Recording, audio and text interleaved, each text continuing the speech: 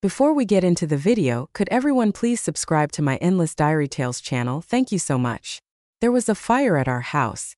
My parents, who always favored my sister, only saved her because she was their favorite. It turned out they had a twisted game. They believed if I envied her enough, she would get a chance to wish for her cancer to be cured. I was completely unaware that I was part of this game and was left to die painfully in the fire. After being reborn, I finally saw their true colors. I decided not to compete for their affection anymore. I told my mentor that I had decided to go abroad. This time they panicked. My mentor was excited and quickly got my paperwork sorted out. They'll be sent in 3 days.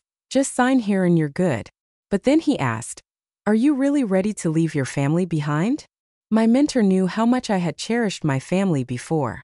Back when my thesis was about to be published, many labs had invited me. My career was ready to take off, but I gave it all up to be with the family I had been separated from for so long. Now I was saying I wanted to leave. No wonder my mentor was puzzled. But I told him that once he heard my story, he would understand. A month ago, our house caught fire. Despite my room being the closest to my parents, they rushed to my sister's room first. They carried her out while I was left behind. I thought they would come back for me, so I hid in a corner and called them. The busy signal echoed as the fire grew hotter.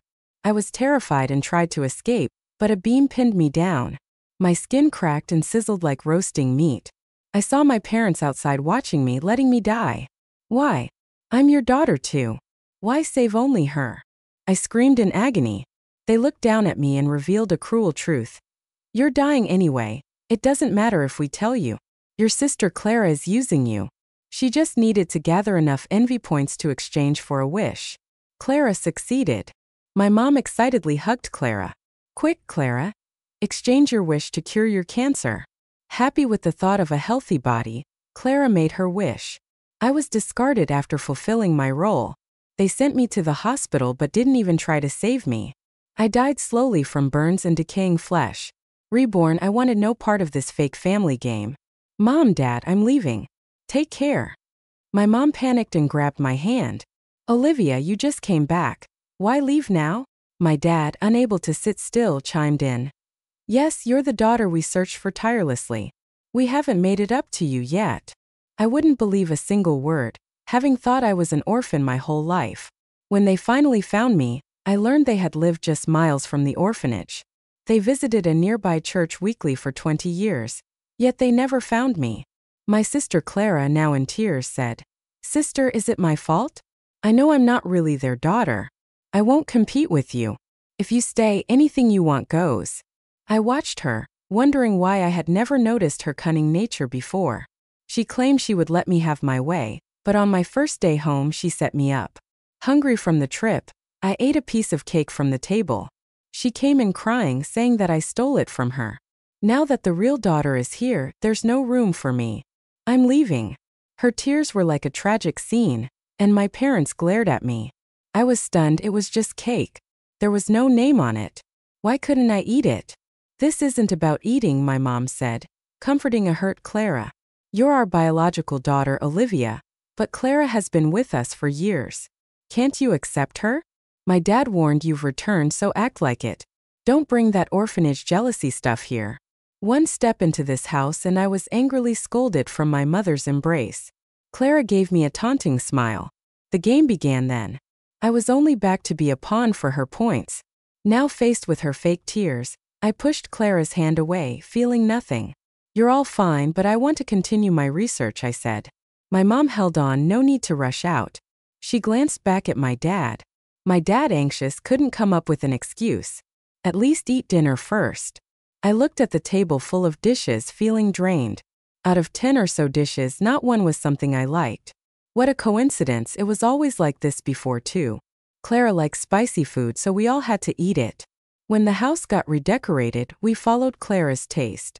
Clara wanted a dog and we all had to learn about dogs. The entire home revolved around her. Even the housekeeper got it. She's the real princess here. Let her have her way. I once couldn't understand why my parents catered to her.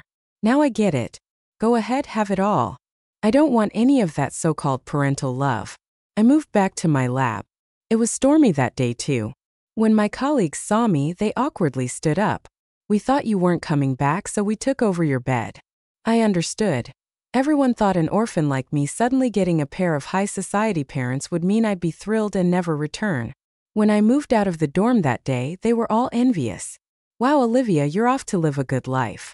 Don't forget about us poor colleagues. I wanted to say I wasn't really living it up.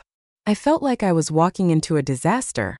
No worries, I just came to grab some stuff. Xiao quickly brought out a big box. We packed all your things for you. Oh, and there are lots of important memories in there, so we kept them safe for you. While speaking, she handed me a delicate photo frame.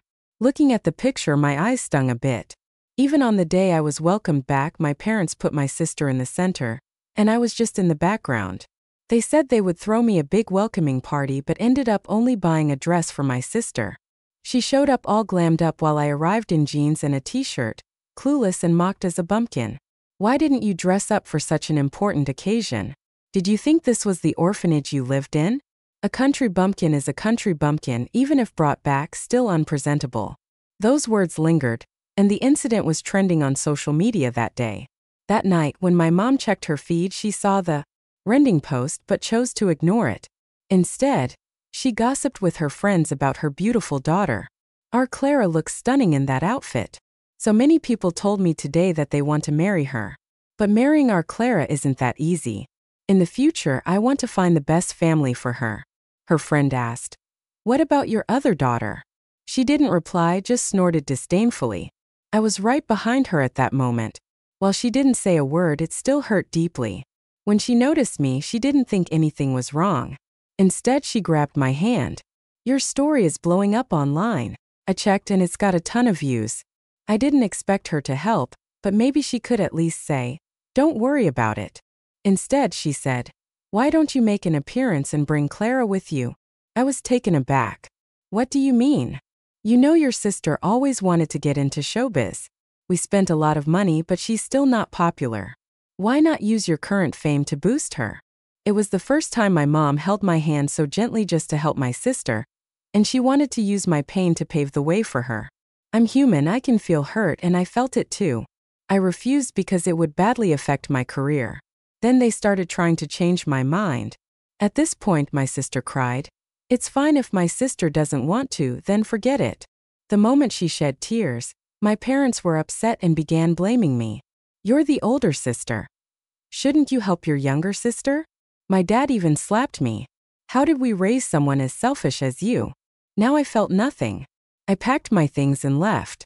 As soon as I got out, their call came through. We went to your dorm. Where did you go? I wasn't at the dorm at all. Where are all your things? They're useless, so I threw them away. I casually tossed the photo into the trash. You ungrateful child. My mom snapped over the phone. Are you throwing a fit because I bought Clara something and not you? I said, no, I won't compete with her for attention ever again. I'm curious, if I stop competing, what would your beloved daughter do? But that's none of my business. I found a hotel to rest a bit. Upon entering, I saw a cleaning lady. She looked a bit awkward when she saw me. I'll finish up soon. Can you take a seat for a bit? Since I had nothing better to do, I found a spot and sat down. As she made the bed, she said, every corner needs to be neat so it's comfy for you to sleep. I asked casually, Auntie, do you always take things so seriously? Because I have a daughter your age. She travels a lot for work, and seeing young folks like you feels like seeing my daughter. She rambled on about taking care of myself out there. Otherwise, my parents would be heartbroken. I was speechless. My throat felt tight. In the end, I just let out a bitter smile. My parents? They wouldn't care. Growing up, I thought I was an orphan. Seeing others with parents made me envious. Watching one group after another at the orphanage get adopted, I hoped one day my parents would come for me with open arms. Arms when the director gave me the news. I had left the orphanage 10 years earlier, but I was still thrilled. That night I couldn't sleep, imagining scenarios in my head. Would they hug me? Would they cry tears of joy? Should I say something to lighten the mood? But when we actually met, they just gave me a cold glance and turned away. They asked the director, is that her? Is she Olivia? Their tone was so flat, like picking out an object, and an undesirable one at that. The director comforted me, saying it's the first meeting, feeling awkward as normal. It'll get better with time. I wiped away my tears. On the journey, I was cautious and anxious. I wanted to speak up, but it just felt too awkward. The tension in the air was suffocating. I kept fiddling with my hands, trying to relieve some stress. As soon as I got home, before I even had a chance to settle in, my sister came out carrying a bunch of bags, crying to my parents, "Now that you have her, you don't want me anymore. Why should I even stay here? I'm giving up my room for her." Today, my parents tried to calm her down and then glared at me, saying if they had known it would be like this, they shouldn't have asked me to come back and cause trouble. "You'll be sleeping in the guest room tonight. Don't even think about taking Clara's room." At that moment, I was at a loss. I was so full of grievances. This was supposed to be my home, my parents, so why did I feel like an outsider? The guest room was basically just a slightly better storage room. The musty smell hit me as soon as I walked in. The perpetual dampness had given me severe arthritis, but I stayed there for 3 years. I thought, after all, blood is thicker than water, and they would eventually love me one day. But in the end, it was just a joke. Auntie was still busy, and after making the bed, she washed my dirty clothes. I told her not to bother, but she wouldn't listen.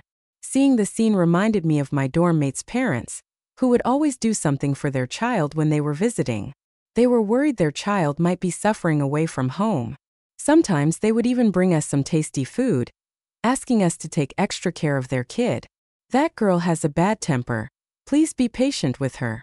When they said that, their eyes were so gentle. I envied it so much. I really wished for that kind of family connection. Watching Auntie bustling around for me, it was like seeing the mom I had always imagined.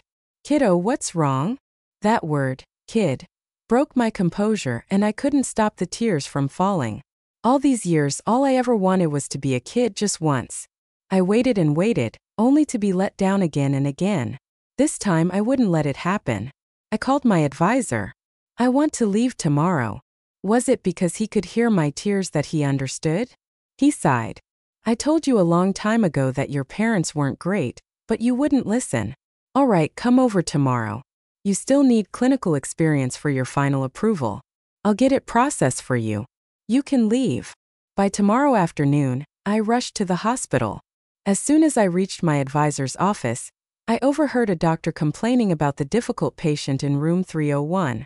"It's just a bit of pain, and she's howling so loud the entire floor can hear.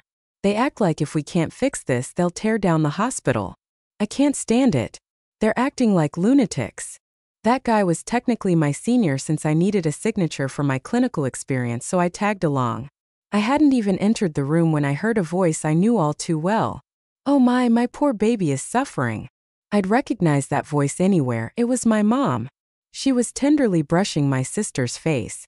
"Oh, look how much weight she's lost. It breaks my heart." My dad was sighing on the side. The sight left my senior speechless. Are they serious? It's just a couple of bouts of gastritis. Who hasn't had that? Acting like it's the end of the world. Plus, they nag the nurse every 3 minutes and the doctor every 5, and they're demanding a pain pump. It's insane. To them, seeing their precious daughter suffer was the end of the world. I remember once I accidentally pushed her, and she scraped her knee. My parents chewed me out for hours. Now it's the same. If their daughter is ill, somehow it's my fault. If she hadn't left, you wouldn't be feeling sick right now.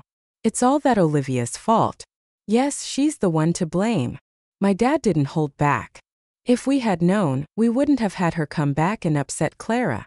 My senior was shocked. What kind of parenting is that? Even favoritism doesn't justify this level of behavior. I had become immune by now. On my way over, my advisor had already told me how my parents had badmouthed me and my character. They said when I was in the orphanage, I liked to snatch things from others and often got into fights, warning my advisor against trusting me. Actually, our younger daughter has a real talent for this stuff. How about I introduce her to you, Professor? And they sent my advisor a paper. My advisor was furious. Do you take me for a fool? That paper was clearly written by Olivia. You're plagiarizing for their daughter's future. My parents were willing to scheme something like this, disregarding their dignity. What wouldn't they do? I entered the room with my senior. They were about to lash out at him, but when they saw me, they switched targets. My mom lunged at me, pulling my hair. You left on purpose, didn't you? Do you know it's because of your selfishness that Clara is lying in bed now? My mom only stopped her outburst when she noticed the white coat I was wearing. Are you? You really? I didn't have the time to process their shock. I simply told them their beloved daughter's gastritis was nothing serious. So stop harassing our medical staff. What do you mean it's nothing serious? Are you just jealous and being dismissive because of how we dote on her? My dad demanded, full of authority. My daughter is in pain, and no matter what, you have to give us an explanation. Today, gastritis is indeed nothing serious. This is my specialty, but if you insist on something more serious, well, there is that. I handed them a report, but that's the concern of the oncology department. You must have considered this possibility too, right? They knew all along yet still put on an act. So I laid it out, it's liver cancer, advanced stage, untreatable. They were in complete denial, convinced that with enough money there would be a way to get it treated. Now seriously, with how advanced technologies are these days, there definitely should be a cure. If you guys won't treat him here, we'll just go find another hospital. My dad was ready to get me discharged on the spot. I didn't really care. Leaving was fine with me, but my senior couldn't help but chime in. We're the most authoritative when it comes to treating liver cancer. I bet if we can't handle it here, you won't stand a chance at any other hospital. Hearing that, my mom lost it. She rushed over, clutching my hand like she had gone mad, and kept saying one thing over and over. You need to compete for our love just a little. Got it? You think it's not enough, huh?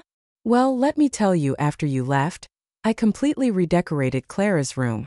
It's all princess themed, just like she wanted. I even bought her a pink sports car. And remember that necklace you fancied? Well, I got that for Clara too. She rambled on, hoping I would get mad, but I didn't care one bit. Instead, I said if my little sister wants those things, it's only right you get them for her. My mom gritted her teeth. I even wrote a will leaving everything to Clara after we're gone. You won't get a dime, she said, looking all smug. But when I didn't react, she panicked and glanced back at Clara. Clara sat there, shaking her head in tears. My mom's face went white. I understood if I stopped vying for attention, their so-called love points wouldn't add up, and the illness would just keep getting worse until it tortured her to death. My mom screamed hysterically, "You're going to let my daughter die like this? Just compete a little, will you?" Even my senior and the curious nurses were baffled. Never heard of competitive love affecting someone's lifespan. That's ridiculous. Then what's the point of having doctors? My mom didn't care about any of that. As long as something threatened her precious daughter, she would lose her mind. She spilled, "Remember that hot search calling you ugly? I was behind that," she said. She secretly paid a lot of money, insisting it had to be high profile. I knew that story. After being reborn, I remembered a lot of things. I even called the company responsible to ask. They said they were confused too because I seemed like just an innocent researcher. Targeting someone like me seemed unethical. What kind of grudge do you have? They were curious and asked her. I really hate her, my mom replied. With all the money she threw at it, I quickly became an internet scandal with everyone criticizing me. They even unearthed embarrassing photos of me from childhood with a runny nose. People who didn't know the truth flocked to my account, piling on with sarcastic comments. No wonder your parents don't like you with looks like that. Who would, right? Maybe you were so ugly when you were born that they abandoned you. The company had said he thought I was a professional and didn't want to go too far. But my mom insisted most of the hateful comments were actually her hiding behind an anonymous profile. My own mother trashing me online. Before, I would have been heartbroken, but now I didn't feel anything. Trying to provoke me? Not a chance. I smiled faintly and turned to my sister. You know, this illness of yours can be treated, transplants, chemo. If you start treatment now, there's a chance. But look at them, they're delaying, arguing. Seems like they don't really want to treat you. I always thought they loved you so much, but I guess not. My sister, fuming, looked at our parents. My dad and mom rushed to comfort her.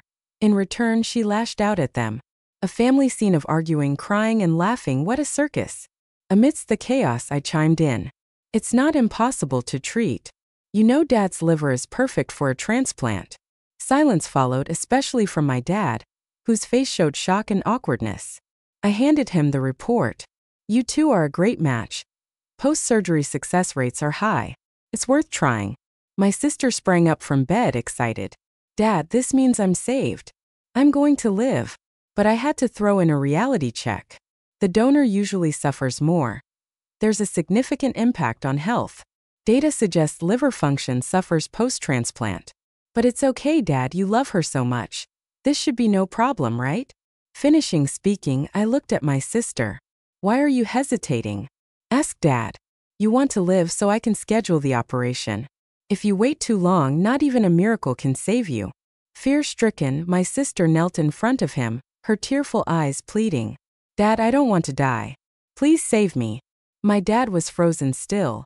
Unwilling love in theory was one thing, acting on it was another. Meanwhile, I took the opportunity to detail the transplant procedure.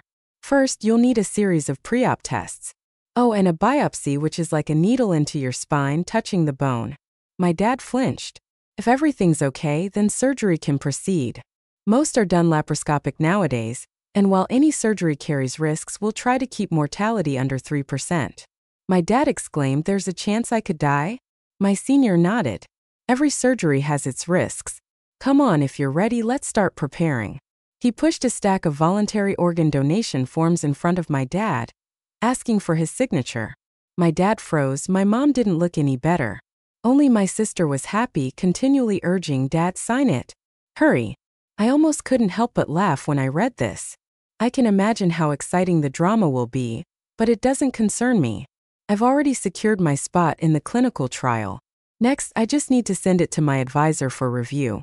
Once it's approved, I can go abroad for further studies and stay away from all this. It's drama, but just before I was about to leave, my older brother pulled me aside, insisting I witness a good show. At the time, my dad was sitting there with a grumpy face, giving blood. My mom was beside him with an undeniable look of disappointment in her eyes. What's the deal with Clara? How can she be so thoughtless, pushing you to donate your liver every day? And if you don't do it, she threatens to post videos online.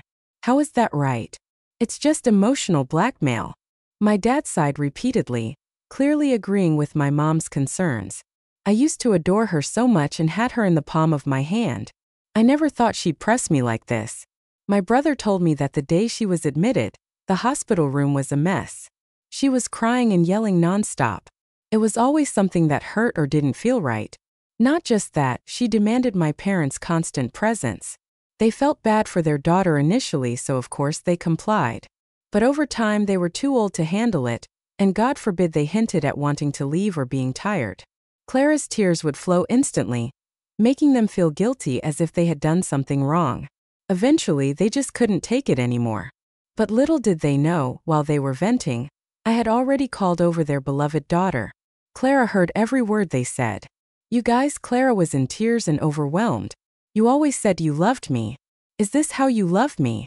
She started crying and throwing a fit, sitting down right in the hospital hallway, drawing everyone's attention. My parents were embarrassed. Clara, get up. My mom tried to pull her up. My dad added, yes, let's talk it over. Worst case, I'll buy you a liver. I nearly died laughing. Where do they think we live, where organs are bought and sold? Though the black market is an option for a premium price, money isn't the problem. My dad said, full of confidence, and checked his phone only to see a balance of 38 cents. How can this be? My mom was frantic. Were you robbed? Hurry, check it out. My dad nodded and did his toll, but quickly realized every time money came in, it got transferred immediately to someone else's account. That person was Clara. They shifted their gazes to her. Where's the money? Clara looked down sheepishly. I found a handbag I really liked recently. So my parents were furious, calling her a fool. I said, if you're set on transplanting, it'd be best to get the money ready soon. With what's in the bank, it's not enough. Maybe selling the house is an option. All it takes is a check, and they're in for a big surprise. And so, under my guidance, my dad quickly discovered the house had been mortgaged without them knowing. Once again, those funds ended up in Clara's account. That was several million. You know, even if Clara claimed she bought a handbag, they weren't buying it this time. Tell us, where did the money really go? My mom screamed, watching their lifetime savings disappear. My dad, without any hesitation, snatched her phone, initially aiming to trace where the money vanished. I unexpectedly found photos of Clara with her biological parents looking all cozy together. There were many long call logs with them, each lasting at least an hour. Within these were some stinging remarks like, "That old guy such chong just annoys me," and "That old hag always clinging to me, it's exhausting." They're adults yet still dependent. If it weren't for the cash, I wouldn't bother with them. Once I have the money, I'll dump them. The more my dad read, the darker his expression became. I stood on the side, silently enjoying the show, disappointed. That was the daughter you loved for 20 years. Funny enough, that's something I only discovered in a past life when I was on death's doorstep. They hurried to save Clara and forgot about me. My phone was smashed, so I searched Clara's room for one to call for help. When I opened it, I saw pictures of them together and all their cozy conversations. That was when I realized she had been collaborating with her biological parents all along, draining the family financially while at the same time forcing me to compete for affection, all to maintain her own good health. It's like our family was just a stepping stone in their path to wealth.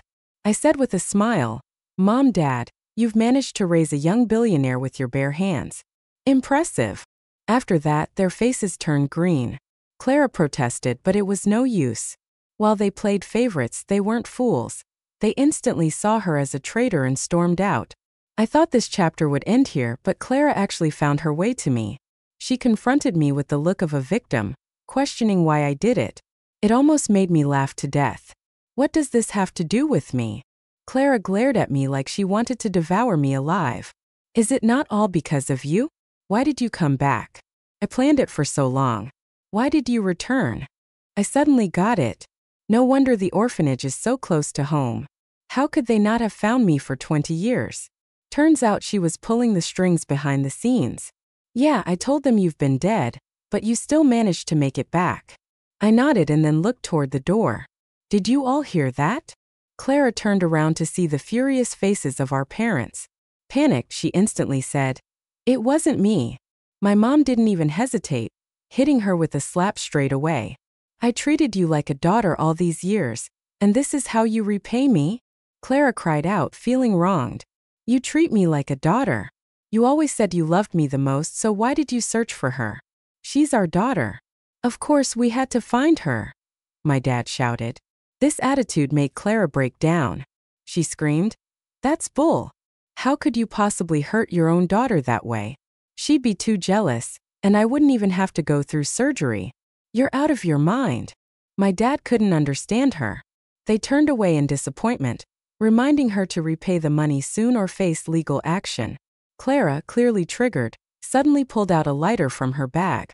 "I've already poured gas. Olivia here, who dares to leave?" This scene reminded me of the things she had on her phone. In my past life, I earned enough points long ago, but no money yet. Might as well set a fire and kill them to inherit their property openly. So she started that fire back then. Her plan was to finish the game and take the money, and I was just a part of that game. Did she think she could do it again now? No way. I kicked the lighter away. It hit the ground and sparked a fire.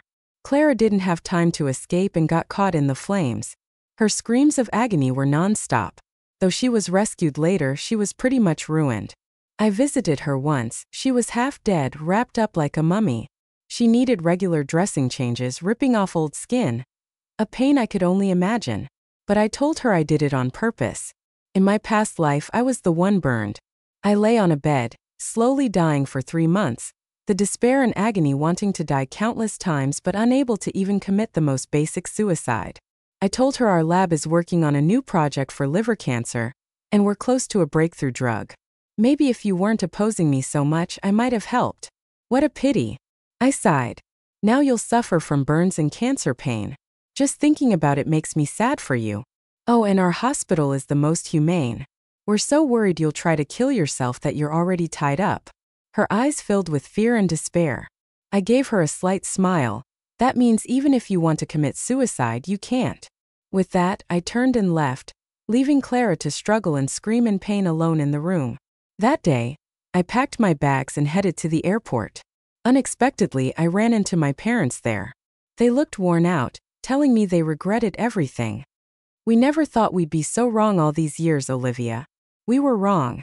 We shouldn't have treated you that way." When Clara tried to burn us, it was you who saved us. I know you still care about us. Would you come back with us? You'll be our only daughter now, and we promise to treat you well." I refused immediately. They came to me only after seeing Clara's true colors. What if they hadn't known? She would still be their favorite, and I would still be the despised daughter. I said, "Don't get it wrong. I saved you only to repay a debt. From today I owe you nothing. Let's not meet again." Right in front of them, I deleted all contact info, pulled out my phone's SIM card, and tossed it in the trash. Then I walked away. Even if they cried rivers of tears, I didn't look back, not even once.